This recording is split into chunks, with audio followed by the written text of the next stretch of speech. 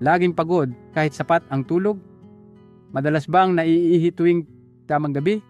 Akala mo simpleng pagod lang, yun pala senyales na mahina na ang bato mo. Magandang araw po, mga lolo't lola, mga nanay at tatay. Ako po si Dr. Antonio Reyes at sa video na ito, ibabahagi ko ang 7 uri ng ugat na kayang magpababa ng creatinine, magpalakas sa bato at magpabalik ng himbing na tulog hanggang umaga. Kaya po, huwag kayong aalis. May isa sa mga halamang ito siguradong mayroon sa inyong kusina at baka ito na ang magbabago ng kalusugan ninyo. Mag-subscribe na sa Buhay Malusog Senior PH at itap ang kampana para sabay-sabay tayong humaba ang buhay, masigla at masaya. Bakit mahalaga ang bato at mga palatandaan ng mahinang bato, mga kaibigan? Alam nyo ba na ang bato ay parang tahimik na makina ng ating katawan? Araw at gabi itong nagtatrabaho. Nililinis ang dugo, tinatanggal ang lason, at pinapanatiling balanse ang tubig at mineral sa loob natin. Ngunit kapag napagod ang ating bato, mararamdaman agad ng buong katawan. Ang mga unang babala ng mahinang bato ay madalas hindi napapansin. Palaging pagod, kahit sapat ang pahinga, pananakit ng likod, pamamaga ng paa o mukha, maitim o mabula ang ihi, madalas na pag-ihi sa gabi, at minsan pati hirap matulog. Kapag pinabayaan, maaari itong mauwi sa mataas na presyon, panghihina o sakit sa puso. Kaya bago pa lumala, alagaan na agad ang bato.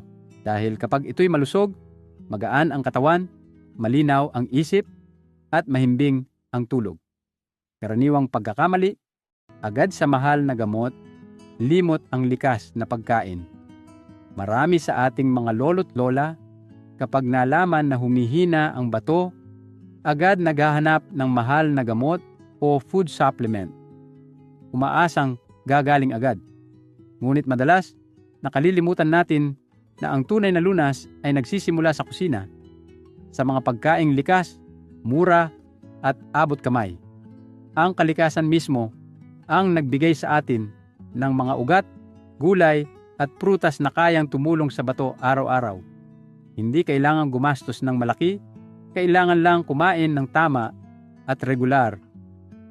Minsan, ang simpleng ulam mula sa palengke, siya pa palang pinakamabisang gamot ng katawan. Mga prinsipyo ng pag-aalaga sa bato sa pamamagitan ng nutrisyon. Mga kaibigan, hindi kailangang mahal o komplikado ang paraan para palakasin ang bato. Ang sikreto ay nasa araw-araw nating kinakain.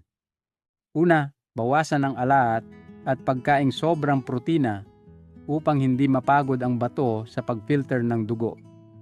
Ikalawa, piliin ang mga pagkaing nagpapaganda ng daloy ng dugo gaya ng mayaman sa potassium at nitrate. Nakatutulong itong mag-relax ang mga ugat at mas madali ang trabaho ng bato.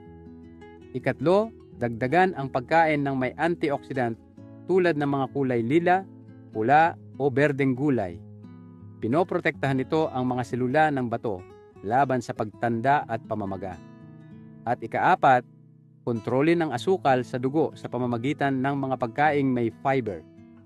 Dahil kapag balanse ang asukal, magaan din ang trabaho ng bato. Sa maayos na nutrisyon, tahimik pero matatag nagagaling ang ating bato araw-araw. 7 uri ng tubers na nagpapalusog sa mga bato. Ube yam, mga kaibigan, ito ang tinatawag na puting ginseng ng kalikasan. Ang ube yam ay kilalang pampalakas ng bato at tiyan. Mayaman ito sa mucilage, isang likas na sangkap na nakatutulong sa paglinis ng ihi at nagpapagaan sa trabaho ng bato. Nakakatulong din ito sa pagpababa ng creatinine, pagpapanatiling balanse ng asukal sa dugo, at pagpapalakas ng enerhiya sa katawan. Sa mga lalaking nasa edad 50 pataas, ito rin ay tumutulong sa natural na sigla at tulog na mahimbing. Paano kainin? Pwedeng gawing lugaw ng ube yam tuwing umaga o steam kasama ng luya para pampainit ng katawan. Sa hapunan, Subukan ang sabaw ng ubiyam na hinaluan ng buto ng lotus o mushroom. Malasa, magaan, at napakabisa para sa bato. 2. Taro root. Ang taro root ay simpleng ugat pero may taglay na himala para sa bato. Mayaman ito sa fiber na natutunaw sa tubig na tumutulong magbawas ng lason at nagpapagaan sa pag-filter ng dugo. Kapag regular na kinakain, bumababa ang pressure sa kidney, kaya mas nakakahinga ito ng maayos. Sa tradisyonal na medisina, ang taro root ay may sweet and neutral energy. Nagpapalakas ng bato, tiyan, at katahimikan ng isip. Maganda rin itong pampalakas ng kalamnan at pampatulog. Kaya madalas kong irekomenda sa mga senior na hirap matulog o madaling mapagod. Paano kainin? Lutuin ng maigi dahil kapag hilaw ay nakakakati. Pwede itong gawing lugaw ng CO2 at brown rice o kaya nilagang taro root sa buto-buto.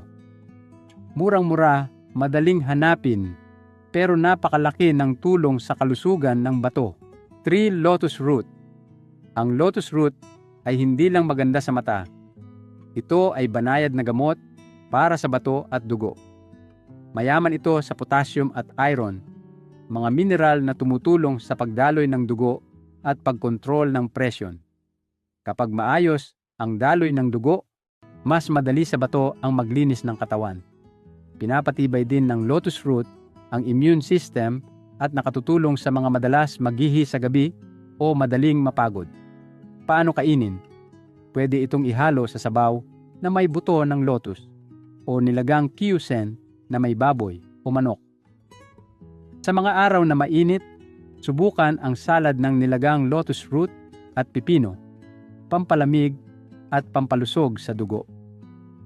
Ang regular na pagkain ng lotus root ay parang pagbibigay pahinga sa bato habang nililinis nito ang buong katawan. Pataw 4. Beetroot. Ang beetroot ay kulay ng dugo at talagang pampalakas ng dugo at bato. Mayaman ito sa natural nitrate na nagpapaluwag sa ugat, kaya mas madali ang daloy ng dugo papunta sa bato at utak. Dahil dito, bumababa ang presyon at nabibigyan ng pahinga ang kidney sa pag-filter. Maraming pag-aaral ang nagsasabing nakakababa rin ito ng bad cholesterol at nagpapalinaw ng isip. Paano kainin? Pwede itong i-juice kasama ng carrots o mansanas o gawing sabaw ng beetroot at ribs. Para sa mga gustong magbawas ng gamot sa presyon, isang baso ng beetroot juice bawat umaga ay malaking tulong. Kung mapula ang ihi, pagkatapos kumain, huwag mabahala. Likas lang ito. Ang beetroot ay parang dugo ng kalikasan na bumubuhay sa ating bato araw-araw. 5. Purple yam. Ang purple yam ay kulay ube, simbolo ng lakas at sigla. Mayaman ito sa anthocyanin at vitamin C, dalawang sangkap na lumalaban sa pamamaga at pumipigil sa pagtanda ng mga selula ng bato.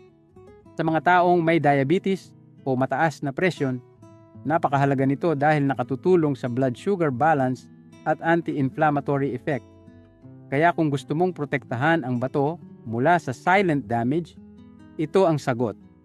Paano kainin? Subukan ang lugaw ng purple yam at buto ng lotus sa umaga. Magaan, mabango, at masustansiya. Pwede ring nilagang purple yam sa gata o sabaw na may manok. Ang pagkain ng purple yam ay parang pagyakap sa sarili. Simple, mainit, pero nagdadala ng mahabang lakas at kalmado sa katawan. 6. Red radish. Huwag maliitin ang red radish. Maliit man ito, malakas sa paglilinis ng dugo at bato. Taglay nito ang antioxidant at mineral na tumutulong alisin ang lason sa dugo at pabilisin ang paghihi. Sa mga may mild na pamamaga o mataas ang creatinine, malaking tulong ito para gumaan ang pakiramdam. Bukod pa rito, nakatutulong din itong magpababa ng blood sugar, kaya mainam sa may diabetes. Paano kainin? Gawing sabaw ng red radish, luya at manok, napakabango at nakakapreskong kainin sa gabi. Pwede ring pickle o salad para pampagana. Ang regular na pagkain ng red radish ay parang banayad na hugas para sa dugo. Pinapaganda ang ihi, balat, at sigla ng katawan. 7. Sweet potato. Isa sa pinakamura, ngunit pinakamabuting kaibigan ng bato. Ang kuay lang. Mayaman ito sa fiber at beta-carotene na naglilinis ng bituka at nagpapagaan sa trabaho ng kidney. Tumutulong din ito sa pagkontrol ng asukal at kolesterol, kaya mainam para sa may diabetes at alta presyon. Sa tradisyonal na medisina, tinatawag itong pagkaing nagpapalakas ng bato at baga. Paano kainin? Ay steam o i-bake sa umaga bilang almusal o gawing sopas ng sweet potato at munggo. Pwede rin itong ihalo sa lugaw o turon na walang asukal. Ang regular na pagkain ng sweet potato ay nagbibigay ng lakas, nagpapaganda ng tulog, at tahimik na nagpapagaling sa bato sa bawat kagat. Lingguhang menu para sa malusog na bato, 15 hanggang 7, pagkain bawat linggo. Mga kaibigan, upang makapagpahinga at makabawi ang ating mga bato, hindi kailangang mahigpit na magdieta. Ang kailangan lamang ay pumili ng tamang pagkain, kainin ng regular, at magpalit-palit bawat araw. Unti-unti, mararamdaman ninyo ang gaan ng katawan at ginhawa sa pagtulog. Narito ang mungkahi kong menu para sa isang linggo. Umaga, magaan pero masustansya. Lunes, Miyerkules, Biyernes. Lugaw na may kumay at buto ng lotus o lugaw ng ube at munggo. Pampalinis ng dugo, pampatulog, at pampainit ng tiyan. Martes, Huwebes, Sabado.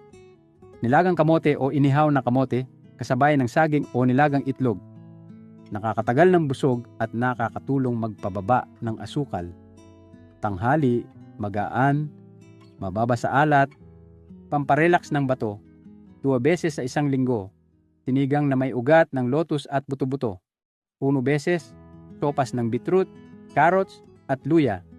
1 beses, nilagang taro na may baboy, natural na tamis at sustansya para sa bato. Gabi, magaan sa tiyan, pampahimbing ng tulog. Sopas ng pulang labanos at lean meat o nilagang ube sa gata. Pampakalma at panlaban sa paghihi sa gabi.